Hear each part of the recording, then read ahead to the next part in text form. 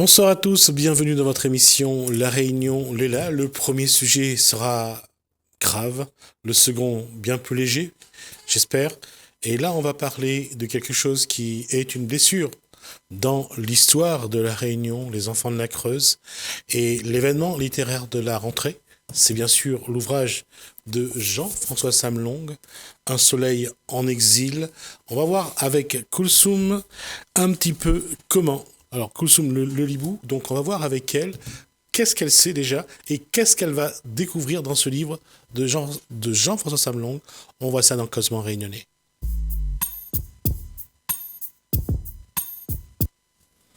Bonsoir, Koulsoum le Libou. On le voit de temps en temps avec Gaëlle Guiton, elle lit beaucoup également. On va essayer de comprendre. D'abord, avant de parler du livre, qu'est-ce que la lectrice, la citoyenne réunionnaise, la réunionnaise, c'est de cet épisode malheureux et dramatique de la Réunion qu'est les enfants de la Creuse. Alors, il y a un livre qui Bonsoir. est sorti. Bonsoir. Il y a un livre qui est sorti avec une étude qui a été demandée par le ministère de l'Outre-mer. La ministre a demandé une étude donc à des historiens, dont Gauvin.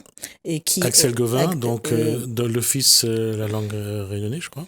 Oui, et un historien aussi. Ça doit être Prosper Ève, je suppose. Prosper Ève. Et ils sont trois à avoir rédigé donc, ce compte rendu, l'état des lieux et ce qui c'est. Donc c'est un pavé. Et dedans, j'ai pas tout lu, mais ils expliquent en fait comment la situation en est arrivée là, avec Debré, la politique de Debré qui a fait beaucoup de mal à La Réunion. Alors, on va juste revenir à cet épisode juste après la guerre du planning familial, voilà. Début des années 60, exactement. Mettre en place le planning familial.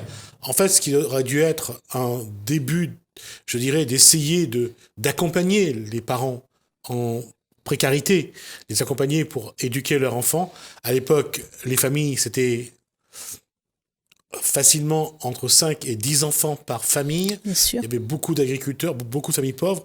Et l'arrivée du planning familial, c'était surtout pour essayer de gérer les naissances. Gérer tout ce qui est donc cette démographie. Et là, il y a eu une découverte, c'est qu'ils se sont rendus compte qu'il y a beaucoup d'enfants qui sont en situation précaire. Et là, les chiffres commencent à parler, surtout le planning familial. Oui, et puis ensuite, ces femmes, donc évidemment, dans cette pauvreté, c'était beaucoup plus facile de donner leurs enfants en se disant qu'ils allaient leur offrir une situation meilleure. Oui, ça c'était la carotte. Voilà. Et donc, beaucoup sont partis un peu comme ça, et elles ne se sont pas rendues compte que ces enfants n'allaient pas revenir. Et beaucoup étaient aussi orphelins. Donc, il y a beaucoup qui étaient orphelins, il y a beaucoup aussi qui étaient très pauvres. Avec le planning familial, on a pu découvrir les familles qui n'avaient pas les moyens, soi-disant, d'élever leurs enfants. Et il y a eu aussi des enlèvements, de vrais kidnappings. Ça, c'est quelque chose dont on ne parle pas beaucoup, parce que connaissant la situation des familles, certains assistantes sociales ou sociaux, proposaient tout simplement aux parents de donner leur enfant. Oui, pour avoir une meilleure situation. Mais certains commençaient à se méfier, puisque quand on écoute nos grands-mères, elles disaient, oui, ne partez pas avec des inconnus, les enfants d'un tel sont partis, on ne sait pas ce qu'ils sont devenus. Avant, on parlait d'abord de Citara, il ne faut pas sortir la nuit, parce qu'il y avait des voleurs, il y avait des gens qui pouvaient tuer. Après, il y avait ces personnes, bien, entre guillemets, bon chic, bon genre, voilà. dont il fallait se méfier. Se méfier. Donc ensuite, cet arrachement, ces enfants, il y en a qui... Alors, juste pour dire, parce que j'ai rencontré quelques personnes dont les parents ont menacé ces personnes d'assistantes sociales en leur disant, si jamais vous revenez chez nous, on va se défendre. Et certains enfants sont restés grâce à l'opiniâtreté de leurs parents. Ils ont menacé les personnes en disant, si vous touchez à mon enfant, vous verrez qui va se passer. Et ça, on n'en parle pas. Je veux dire qu'il y a une telle complicité des gens de l'époque, ceux qui ont participé à ces enlèvements, à ces rapts, à ces mensonges d'État.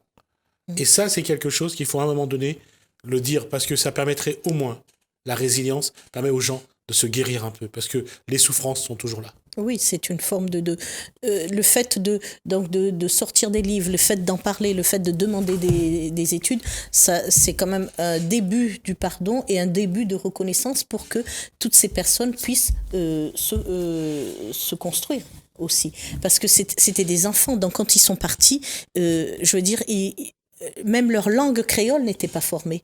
Quand ils sont partis, beaucoup leur ont promis qu'ils allaient revenir. Oui. Et ils se sont jamais revenus. Donc, certains racontent qu'ils étaient arrivés dans des villages, dans des endroits où ils ne connaissaient rien. Un choc culturel, mais aussi qu'ils se sont retrouvés à dormir dans des granges, dans le froid. Ils ne savaient pas ce que c'était que le froid. Enfin, il fait froid, c'est vrai, à la plaine des Cafres ou ailleurs. Mais ce froid qui dure de la métropole, ils l'ont découvert. Donc, toute cette souffrance qu'ils ont eue, pas d'amour, pas de lien. Et puis, la langue. On ne maîtrisait pas le français comme nos jeunes d'aujourd'hui le maîtrisent. Donc, ils arrivent dans un endroit où personne ne parle créole. Donc, affectivement, on les dépossède de tout. Exactement, on les dépossède de l'affection, de leur environnement, de leur endroit. On les déracine totalement. Un peu comme si on enlevait des esclaves de leur pays, comme on a fait en Afrique. On les arrachait de leur terre pour les emmener à un endroit qu'ils ne connaissaient du tout, qu'ils ne savaient pas du tout. Et en plus, eux, ils n'avaient aucune chance de revenir non plus. Oui, ils n'avaient pas de chance de revenir. Et autre chose qui était terrible, c'est qu'ils ont séparé les familles, les frères et sœurs. Ils les ont séparés sur le territoire. Parce que l'objectif, c'était de repeupler les campagnes. Les campagnes. Donc, bon, là, notamment pour La Réunion, c'est la Creuse, mais c'est quelque chose qui s'est passé en métropole aussi. Donc, en métropole, on a déraciné les gens de leur endroit pour les envoyer de là où il n'y a pas de monde. Les orphelins. Voilà, surtout les pupilles de la nation. Voilà. Il faut juste se rappeler que la question de cette époque-là, c'est que dans les années 60, on est seulement 15 ans après la guerre. Et c'est ça. D'une part, on a besoin de main-d'œuvre. D'autre part, la répartition démographique n'était pas équitable, et surtout là où on avait besoin de main-d'œuvre. Et avec les enfants de la Creuse, dites-vous qu'on a fait venir beaucoup d'immigrés pour travailler. Ouais. Et donc, ces enfants qui arrivent, qui grandissent comme ça dans la souffrance, il y a énormément qui pètent un câble et qui se sont retrouvés dans des asiles psychiatriques. Alors, voilà ce qu'a écrit Jean-François Sablon, entre autres. En fait, une véritable tragédie s'est déroulée entre 1962 et 1984, avec l'exil forcé en métropole de plus de 2000 mineurs réunionnais. Mensonges, fausses promesses, trahison, harcèlement sexuel, viol, tentative de suicide et suicide, séjour en hôpital psychiatrique, comme vient de le dire Koulsoum. Une catastrophe invisible. Enfin, le 18 février, l'Assemblée nationale a reconnu la responsabilité morale de l'État dans la terrifiante transplantation des enfants. Ici, 2 jeunes garçons, Tony et Emmanuel, et leur sœur Courage, Eva, qui témoignent des vies séparées, suspendues, piégées au cœur du froid et du racisme. C'est là où les responsables ont tort, c'est de ne pas reconnaître la souffrance d'enfants qui n'ont rien eu d'autre que d'accepter tout ce qu'on leur a imposé. Oui, à qui donc on a tout enlevé et qui ont mis du temps à savoir qu'ils étaient rayonnés, qu'ils venaient de La Réunion, parce qu'à un moment, à un certain degré de souffrance, on oublie pour se protéger. Donc voilà. On s'adapte à son environnement pour survivre. Oui, donc, et donc ils ont tout effacé, et même ceux qui disent actuellement, parce qu'il y a une association qui s'occupe à La Réunion, qui les accueille quand ils arrivent et qui s'occupe d'eux. Et donc, le président de cette association disait que, évidemment, même ceux qui disent qu'ils ont réussi leur vie et que malgré ça, ils sont bien, ils ne veulent pas témoigner, ils ne veulent pas passer, raconter, parce que La cicatrice doit quand même être bien... Je crois que c'est la blessure, c'est pas la cicatrice. Je oui. crois pas qu'ils en sont encore là, malheureusement. Oui, oui, Et ils sont pas certainement. encore à avoir À la phase de cicatrisé la ces- paix, Oui. leur blessure, pardon. Et ça, c'est vrai que c'est quelque chose de particulier. Comment ignorer tout ce qui va, j'allais dire, être votre vie pendant 40 ou 50 ans. Ouais. Pendant 40 ou 50 ans, ils vont souffrir de ce déracinement, de cette expropriation de leur patrimoine, de ce qu'ils sont, de la perte de repères Ouais. et de tous les troubles psychologiques que cela entraîne. Et donc ça entraîne un second drame, c'est-à-dire que le retour à La Réunion, il n'y a pas de système, je veux dire, officiellement, hormis cette association, il n'y a pas de Système d'accompagnement pour les aider. On ne leur accorde pas, je ne sais pas, une maison, des réparation. chambres, quelque chose, oui, qui va leur permettre de venir découvrir l'île, de venir se réapproprier leurs racines ou quelque chose. Alors, ceci étant, je crois que dans une des décisions, parce que je me suis constitué un petit dossier là-dessus également, dans une des décisions du gouvernement, je crois qu'on offre des billets d'avion Oui. à certains pour revenir à La Réunion, Oui. pour ceux qui sont à la recherche de leur lien de parenté et également de leur racine. Oui, mais c'est bien peu. De toute façon, quoi qu'on leur donnera, évidemment que ça ne pourra pas guérir ça ce ne qu'ils ont. réparera pas. Ouais. Mais c'est quand même bien peu. On pourrait organiser, même si c'est pas un retour, mais des périodes où ils pourront venir ici. Et enfin, on peut. Et puis les associations réfléchissent sur ces choses-là. Je voulais revenir sur le livre de Jean-François Samlong pour dire que c'est une histoire fictive. Il n'a pas pris les vrais personnages. Il a changé les noms surtout. Voilà.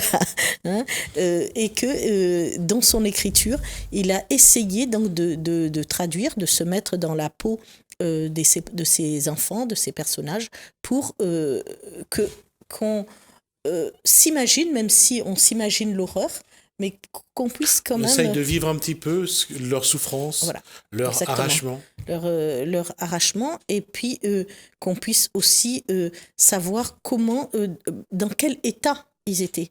Parce que c'est vrai qu'il est souvent difficile pour nous de se dire, oui, c'est vrai la souffrance, c'est vrai dormir dans des étables, c'est vrai être nourri que par des restes, c'est vrai que, oui, mais... J'avais une dame sur ce plateau qui est venue me raconter que la personne qui l'hébergeait l'a obligée à manger ses excréments. Ouh. Et bien sûr, c'est fort. Voilà, c'est pour dire que les souffrances sont encore là, sont encore présentes. Et il y a une phrase qui, à chaque fois, on peut entendre, mais qui va dire « Mais nous n'étions que des enfants. » Ben oui, ils étaient que des enfants, oui. C'est vrai. Et ils avaient peur d'eux. Ils avaient peur d'eux parce qu'ils se disaient que dans leur sommeil, ces enfants-là pouvaient venir et les tuer. Ils avaient peur parce que, bon, évidemment, à un moment, ces enfants devenaient violents parce que vu toute la souffrance qu'ils engrageaient, tout le stress, et donc ils avaient peur d'être tués. Donc ces gens qui les accueillaient avaient aussi peur. Et c'est pour ça qu'à un moment, ils appelaient l'hôpital et tout, et qu'ils les ont fait interner. Parce que, à un moment, ils avaient des excès de colère par moment, parce que quand ils pétaient un plomb, parce que c'était assez courant, malheureusement, ouais. Parce qu'ils ne savaient plus où ils étaient, ils n'avaient plus de repères, ils n'avaient plus personne à qui parler, et on leur disait que leurs parents étaient morts aussi, pour pas qu'ils aient envie de revenir. Voilà, oui. on a raconté beaucoup de choses, et exactement. C'est vrai que c'est pas simple de dire que de tout ce que Debré a fait à La Réunion, on parle surtout des enfants de la Creuse, mais c'est dommage parce que c'est vrai que Debré a fait des choses pour La Réunion, mais c'est vrai aussi que c'est lui qui a mis en place les enfants de la Creuse. Oui. Comme l'ordonnance de 1961 où il extradit des communistes de La Réunion de par leur opinion politique. Il y a des choses qui n'ont pas été de bonnes choses. Mais il faudrait aussi le dire, je pense, à un moment ou à un autre. Oui. Après, il y a eu des fonctionnaires de l'ADAS, il y a eu des hauts fonctionnaires qui se sont dit « mais là, il faut arrêter, il y a quelque chose qui ne va pas, qui ne se passe pas et tout ». et à qui on a demandé quand même de changer leur PV. Et on leur a dit, changez-moi ça, non, il ne faut pas que ça se sache, sinon vous êtes à la rue. Donc, ils ont changé ce qu'ils avaient écrit. Et voilà, donc maintenant, ils reviennent sur ce qui a été écrit. Mais il y a eu quand même eu des alertes qu'on n'a pas voulu entendre à ce moment précis. Et c'est ce qui accentue aussi le malheur. Dans le rapport qui a été fait par vous avez lu, quels sont les éléments qui mettent en avant? C'est l'éloignement, le déracinement, c'est les troubles psychologiques et psychiatriques. Qu'est-ce qui était? Ils en parlent, mais c'est c'est plus un état des lieux. Hein, donc ils font un état des lieux, un état explicatif. Hein, qui nous a amenés à cette situation. Il reste des historiens, hein, donc voilà, ils racontent et ils demandent qu'on puisse faire quelque chose pour eux. Alors aujourd'hui, à travers ce livre, à travers ce roman, et Jean Salong fait parler bien sûr ceux qui ont vécu ça, ceux qu'il a rencontrés, et voilà quelques éléments qu'il y a dans ce livre. On ne nous aimait pas. Enfermés dans un milieu clos, sans marque d'affection, ni la possibilité de fixer des repères. Nous étions dans le même guêpier, égarés dans un tunnel ou une voie sans issue. Et à mesure que nous avancions, la neige effaçait les empreintes de nos bottes pour prouver que nous n'existions pas. Ouais, c'est dur, hein? Oui, non seulement c'est dur, mais c'est surtout vrai. Pour l'avoir vécu, c'est que d'avancer et de voir son passé s'éloigner, s'effacer, et de voir l'avenir encore plus incertain. Oui. Lors de sa dédicace, donc Jean-François Samelon disait qu'il est allé vivre dans la Creuse pour écrire l'histoire. Hein. Il a passé un séjour là-bas et là, il se dit, il n'y a rien, quoi. Vraiment, jusqu'à ce jour, enfin, il y était récemment, et il n'y a rien, il ne se passe rien dans ces endroits-là. Donc on pouvait être perdu sans que personne ne remarque que vous êtes perdu. C'est pas, Ce qui explique aussi le taux de suicide, parce qu'il y avait plus de passé et l'avenir est encore plus incertain. Ah oui, évidemment. Et puis ces gens-là ont mis du temps à évoluer. C'est-à-dire que ils n'ont pas pris les progrès techniques en marche comme voilà, c'est pas arrivé jusqu'au fin fond des campagnes de la Creuse. Et en plus, on peut pas dire que lorsqu'on est paysan, lorsqu'on est agriculteur, on vit dans la Creuse, qu'on n'ait pas peur non plus des autres, qu'on n'ait pas peur de la modernité, on a une façon d'être qui est un peu traditionnelle. Oui, ce ne sont pas des Parisiens, c'est vrai que... Non, je vais rester honnête. Qu'on soit parisien ou paysan, c'est pas ça le problème. C'est d'être prêt à accepter l'autre, d'avoir été éduqué à comprendre l'autre. On ne les a pas préparés en disant, il y a des jeunes qui vont arriver, voilà comment les accueillir. Oui. On ne les a pas préparés non plus à ça. Non, il n'y a pas eu de préparation, il n'y a pas eu de préparation psychologique des accueillants, ni de ceux qui allaient venir. C'est-à-dire que ça s'est fait, on a l'impression que ça s'est fait par écrit. C'est le choc de deux mondes. De deux mondes, de deux cultures. Et choc de la culture, et choc intergénérationnel, parce que c'est des enfants et des adultes. Face à des adultes. Et voilà, donc là aussi, il y a ce choc-là, parce que c'est pas évident en tant qu'enfant, avoir 5 ou 6 ans ou 10 ans pour certains, et de s'adapter tout de suite. On va pas parler des Misérables, de Cosette et des Thénardier, mais... Ah ben, il y a des moments, oui, on y est presque. Hein. Ouais. On y est presque parce que quand les Thénardier demandent à leur enfant d'aller mendier et d'aller faire des choses à certains, quand Gavroche il va sur les rues, sur les barricades. Voilà. Là, on n'hésitait pas dans les barricades, mais bon, on les envoyait sur les routes l'hiver à n'importe quelle saison, quoi. Nourrir les animaux, s'occuper de la ferme. Ouais. C'était quelque chose de dormir dans la grange. Mm-hmm. Et Cosette, quand elle allait avec ses seaux d'eau récupérer, parce qu'il n'y avait pas d'eau courante à cette époque. Voilà, au puits. Donc, de jour ou de nuit, quand les Thénardier l'envoyaient. Oui. D'accord. Et on va juste rappeler que c'est lors d'une de ces sorties au puits que Cosette rencontre Jean Jean Valjean. Valjean. Évidemment. Et malheureusement, pour les jeunes Réunionnais qui étaient à la Creuse, il n'y avait pas de puits, mais il n'y avait pas non plus de Jean Valjean pour les sortir de là. Non. Ouais. Peut-être qu'on espère que maintenant avec des livres, avec des lettres adressées au ministre, avec énormément, avec les associations qui se montent, on espère que le maximum de personnes sont informées et que ça puisse faire une réparation et qu'on puisse comprendre un peu cette situation qu'il y a eu. Alors, on va juste vous rappeler donc le titre du livre, Un soleil en exil. Jean-François Samelon revient donc dans ce roman sur les enfants de la Creuse. À vous de découvrir un petit peu comment il raconte cette histoire. Oui. On verra avec Osso un petit peu comment elle a appréhendé l'histoire. Alors, j'ai pas eu le temps encore de le finir puisque c'est sorti, la semaine dernière, il y a eu la dédicace. J'aime l'écriture de Sam Long, j'aime quand il rentre dans ces personnages forts et qu'il décrit ce qui se passe en eux, leurs émotions. Et cette jeune fille, Ève, donc son prénom, c'est pas non plus anodin. C'est un nom, oui. Il ne le choisit pas, par hasard, son prénom. Donc voilà, et j'aime toutes ces petites allusions qu'il fait. C'est pas un livre sombre, hein, c'est un livre quand même qui porte l'espoir malgré le thème, un thème difficile, un thème lourd à traiter. Il arrive quand même à le rendre agréable à lire. Voilà, donc on va vous inviter donc à lire le livre de Jean-François Samelon pour ceux qui voudraient se replonger un petit peu dans l'histoire des enfants de la Creuse, voir un peu comment ces enfants ont souffert, ont vécu le déracinement, la peur d'être éloignés de la Réunion, de leurs parents, de ceux qui les aiment, voir un petit peu aussi la souffrance, la solitude, comment on les a maltraités.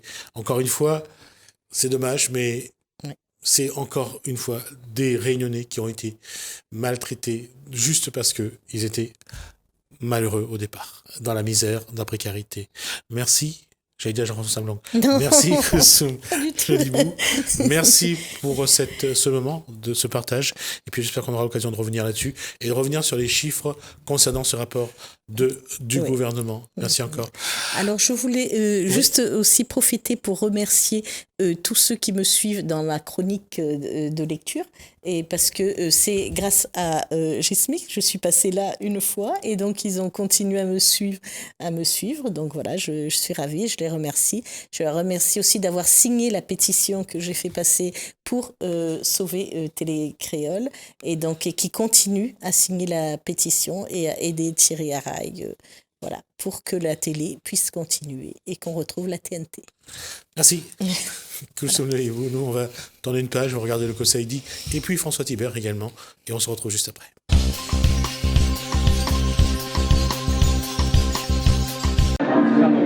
François Thibert, Françoise Gabert dit que hier c'est aujourd'hui. Aujourd'hui, il ne faut pas oublier hier. La tisane fait partie de ça, c'est-à-dire que le Réunionnais doit se remettre en mémoire qu'autour de lui, il y a la nature, et sa meilleure amie, c'est la nature. Je pense que nous l'a pas mal tombé, là, surtout en ces temps-ci, là. Nous entendons il brûle partout, nous entendons le dérèglement climatique, nous entendons tout le changement, le bouleversement en cours, là. Mais il pense que nous aussi, en nous-mêmes, il bouleverse, tout y bouleverse, tout y change, tout y avance aussi. La tisane, c'est une tradition, c'est un patrimoine, c'est une mémoire. Donc si nous larguons ça, nous larguons un pont de notre histoire, un pont de notre savoir, un pont de notre savoir, un pont de notre mémoire. Je crois que la Réunion, le Réunionnais, a bien compris qu'il ne faut pas larguer ça. Sinon, on a longtemps de venir perdre la vie. Bien qu'avec tout ce qu'on a eu comme volonté pour empêcher, pour interdire, pour détourner les Réunionnais de ça, nous l'a bien vu, nous est toujours dedans, nous sera toujours dedans. Avant nous l'a fait, nous fait et après nous va fait. Bon, on a la souriazote avec ça, avant l'arrivée de la Réunion, tous nos bonnes ancêtres de provenance d'Afrique, d'Asie et d'Europe étaient là-dedans. Ils ne voient pas pourquoi aujourd'hui nous allons laisser ça tomber. Ils croient qu'avec le chikungunya, qu'elle est venue en piqûre de rappel pour dire nous, Marbaille, zone dans la nature, zone dans la vie, tout autre, prends connaissance prend soin et traverse avec, et transmet surtout. Nous les là pour ça. Si moi les là aujourd'hui chez Rico, si nous les là, tout ce monde-là présent, on a bien une raison. Hein. Chasser le naturel, il revient au galop. Mais il croit que Réunionnais, il comprend, il va comprendre et il comprend très bien ce message-là.